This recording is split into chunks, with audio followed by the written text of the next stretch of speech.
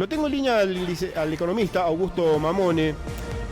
Ayer el gobierno nacional anunció baja de retención, esto fue celebrado por entidades del campo, si bien esperan que no sea temporal y que sea más permanente, ¿no? O que definitivamente queden sin efecto las retenciones, pero bueno, hay que ver cómo afecta a las arcas del Estado, por eso lo llamamos a Augusto. Augusto, Daniel Quintero desde Fénix te saluda, ¿cómo te va?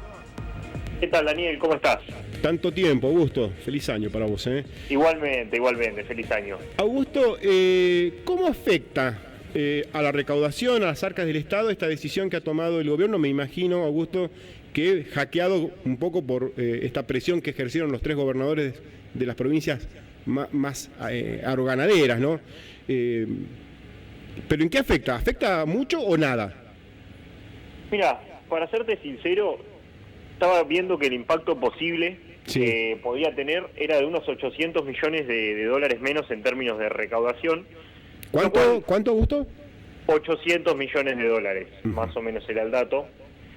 Lo cual a uno le dice que en un contexto ajustado en el cual se prioriza el superávit, tener 800 millones de dólares menos implica un número que debe ser compensado por otro lado. Pero a lo que voy es, no fue una baja muy fuerte en retenciones, habrá sido una baja consensuada, me imagino, con el sector, pero bueno, o sea, tiene una contrapartida todo esto. En la medida que van bajando retenciones, para lo que tiene que ver con la cerca del Estado, también el campo va a producir más, va a vender más, y en la medida que produce más, vende más, tiene más ganancias, básicamente termina recuperando parte de la recaudación perdida por retenciones por el lado de ganancias. Claro.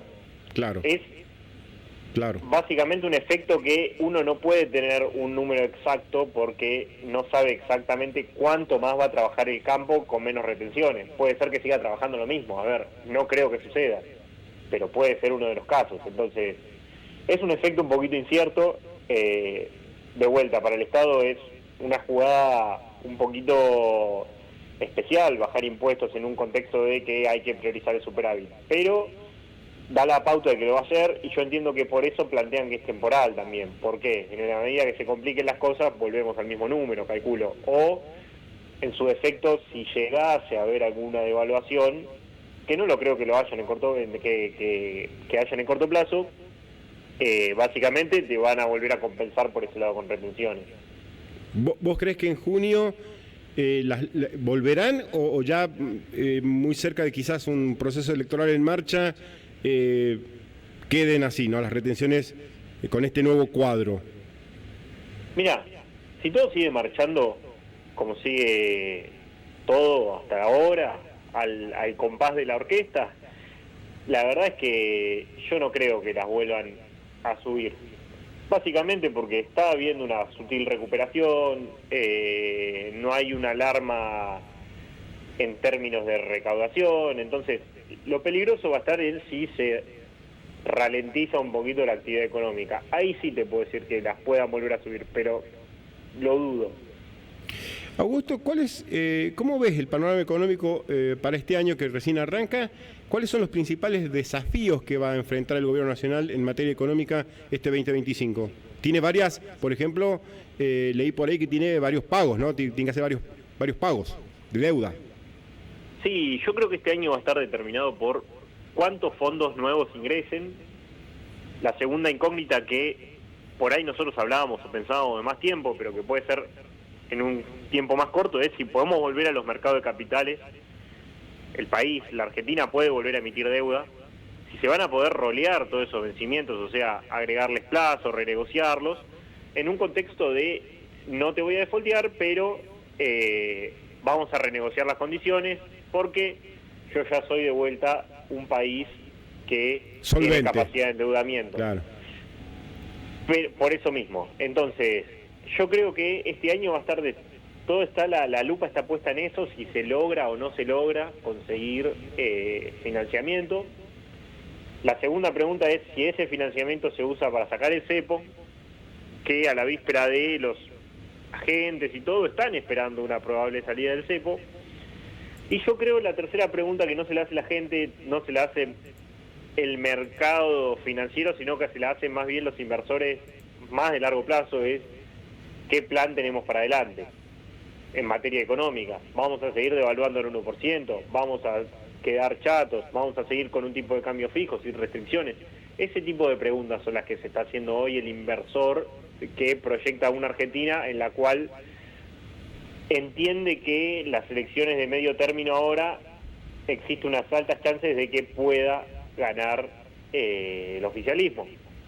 Entonces, si el oficialismo logra conseguir la elección, hoy la pregunta va a estar en qué tenemos para el próximo tiempo.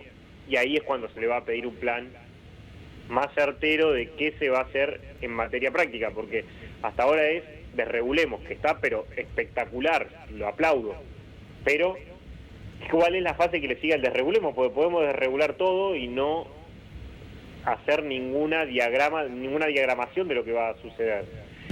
Entonces, en este punto yo creo que va a estar factores clave como van a ser lo que es más complicado de solucionar en el corto plazo, como la infraestructura. Va a haber una gran pregunta de qué va a suceder con infraestructura. ¿Se entiende, no? Sí. Bueno, ayer o anteayer hablábamos con la gente de CAME, Augusto, y Femenía se llama, el amigo vocero de CAME a nivel nacional, y él decía, supongamos que tuviéramos una explosión de producción, ¿no? Agropecuaria, de lo que se te ocurra. No tenemos infraestructura vial para transportarla, pues las rutas están hechas un desastre, decía Femenía. Claro, ese es el punto principal. O sea, primero, las rutas están obsoletas. En materia energética, vos querés instalar, no sé, una fábrica o un centro de datos, por decirte algo. Y tenés que tener una red energética medianamente confiable. Claro. Hoy estamos que prendemos una vela de más y se corta todo el sistema eléctrico argentino. Todas esas tipo de cosas necesitan una respuesta, que es lo que está buscando el inversor, que ya dejaron claro que no va a ser la obra pública, pero bueno, ¿cuál va a ser la opción? Ese es el punto hoy. Augusto, ¿lo ves al presidente Milei anunciando la salida del cepo en la apertura de sesiones o crees que falta un rato más para eso? Mira, poner una fecha es muy incierto.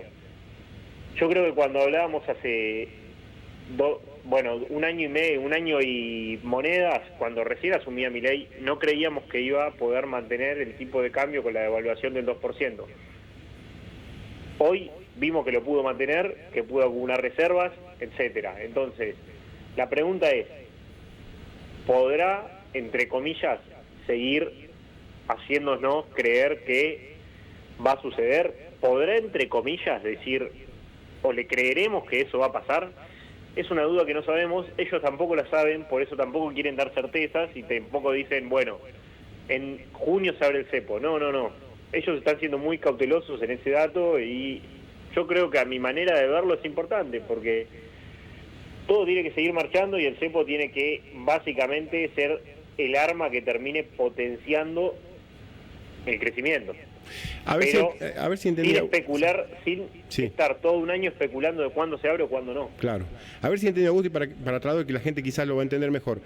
Es como que los inversores y los grandes capitales del mundo vieron bien este primer año y ahora dicen, bueno, queremos ver si son capaces de sostener todo 2 años, una cosa así. Yo no lo vería por ese lado, yo vería como, mirá, este tipo viene en serio, metió, no sé, todas las reformas, toda la desregulación que entró en un año, sin un solo corte en la calle. Eso, básicamente, no se lo esperaba nadie. No se esperaba que acumule reservas, tampoco. No se esperaba que el dólar se mantenga medianamente tranquilo, sí. Menos. La inflación todavía está un poquito resentida, no logra converger al 2% continuo. Ese es un punto que todavía se está probando, pero que yo creo que en el corto plazo se va a solucionar. Ahora lo que está mirando el inversor es, bueno, a ver si esto no es una jugada que se llame un trade, le decimos en finanzas, un negocito de unos meses que le está yendo todo bien y me voy, o es una reforma en serio. Entonces, con las reformas en serio, listo, voy a invertir en infraestructura, voy a invertir en carreteras, voy a hacer proyectos grandes, con un horizonte de 10 años, eso todavía hoy está en juego. Entonces, ¿qué pasa? Nadie se anima a entrar. El primero que entra le va a ir muy bien, porque en materia, cuando no está explotado ese mercado, tiene un potencial de ganancia terrible. Pero, de vuelta, a grandes ganancias, grandes riesgos.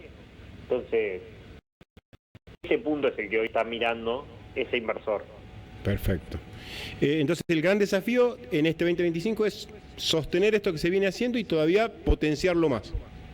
Presentar un plan de qué se piensa hacer en materia vial, qué se piensa hacer en materia energética, qué se piensa hacer en materia infraestructura en general, qué se piensa hacer con los servicios, con transporte, si se va hacia una desregulación total en la cual jueguen solamente jugadores privados sin ninguna intervención del Estado. Además de eso, lo que se van a preguntar todos es cómo se van a hacer esas obras, si va a haber aporte del Estado, si no.